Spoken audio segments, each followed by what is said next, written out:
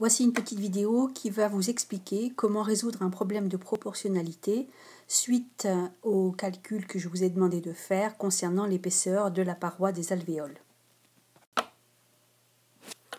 Pour résoudre un tel problème de proportionnalité, il faut utiliser une technique que l'on appelle la règle de 3, que l'on trouve très facilement sur Internet et que je vous remets ici rapidement pour vous réexpliquer. Donc je vais prendre un cas de saison, à savoir la vente de fraises. Donc si on considère que nous avons 5 kg de fraises vendues sur le marché à 12 €, eh bien, combien coûterait 3 kg de fraises? Donc c'est ce que l'on va chercher. Voilà. Alors pour cela, donc je rappelle, 5 kg de fraises, 12 €. Je vais tout d'abord chercher 1 kg. On aurait pu très bien faire un tableau de proportionnalité. Donc 1 kg de fraises, ce sera donc 5 fois moins que le prix pour 5 kg, donc c'est-à-dire 12 divisé par 5, soit 2,40 €. 1 kg de fraises fait 2,40 €, et donc 3 kg de fraises, je fais 12 divisé par 5, et je multiplie par 2,40 et je trouve un prix au kilo de 7,20 €. Voilà, donc mes 3 kg de fraises vont coûter 7,20 € à partir d'un prix de base de 5 kg, 12 €. Voilà. Un exemple d'application de la règle de 3, ce sont des photos microscopiques en SVT que l'on utilise assez fréquemment. Vous avez ici, donc, sur cette photo microscopique, ce que l'on appelle l'échelle. Donc, cette distance-là, représentée ici, je vais la mesurer avec ma règle, et lorsque je la mesure, je trouve 1,7 cm. Donc 1,7 cm sur la photo représente en fait, dans le réel, eh bien, 10 micromètres. C'est une unité beaucoup plus petite que le millimètre, c'est-à-dire que ça fait 0,01 mm. Donc 1,7 sur la photo, dans la réalité, en fait, ça fait 0,01 mm. Alors, un exemple d'application, sur cette photo-là, vous avez tous reconnu une cellule que vous avez déjà dû observer l'année dernière au microscope, c'est la cellule d'oignon.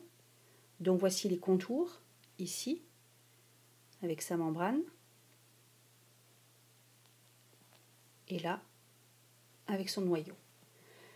Je souhaite connaître la longueur de cette cellule.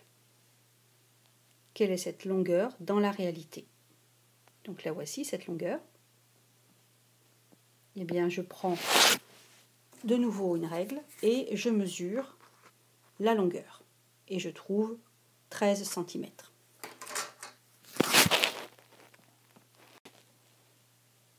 Je rappelle donc l'échelle, 1,7 cm sur la photo représente dans la réalité 0,01 mm.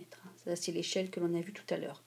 Je souhaite donc connaître la longueur réelle de cette cellule. Donc, la longueur sur la photo, on a trouvé donc 13 cm. Quelle est la longueur réelle de cette cellule? Alors, je reprends. Donc, 1,7 cm sur la photo représente dans la réalité 0,01 mm. Je rappelle, nous sommes en microscopie, on a zoomé. Donc il faut dézoomer pour retrouver les valeurs réelles. Vous voyez ici que nous avons d'un côté des centimètres, de l'autre côté des millimètres. Il faut harmoniser tout cela pour être correct, pour être juste dans les calculs. Donc à la place de 1,7 cm, je vais transformer ceci en millimètres, soit 17 mm. 17 mm sur la photo, ça donne 0,01 mm dans la réalité. Je vais donc appliquer la règle de 3 et donc trouver combien 1 mm sur la photo représente dans la réalité. Donc en passant de 17 à 1, j'ai divisé par 17. Je vais ici diviser également 0,01 par 17, soit une valeur approchée de 0,0006 mm. Donc je rappelle, 1 mm sur la photo, dans la réalité, ça correspond à 0,0006 mm. J'ai mesuré une longueur de 13 cm pour ma cellule. Donc sur la photo, je veux savoir quelle est sa longueur réelle.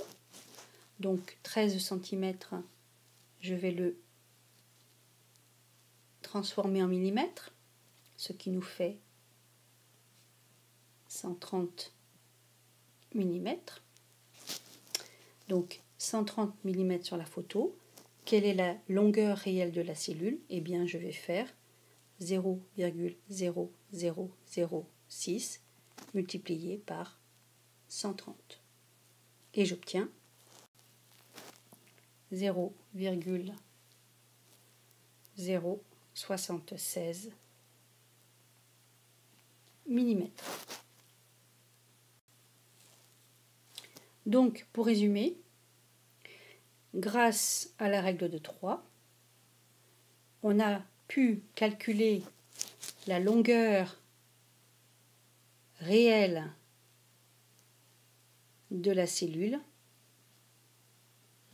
et cette longueur réelle est de 0,076 mm. Donc, vous voyez qu'à partir d'une simple règle de 3, on peut déterminer les mesures réelles des éléments que l'on observe au microscope. Vous n'avez plus qu'à faire la même chose pour la photo microscopique des alvéoles. Bon courage!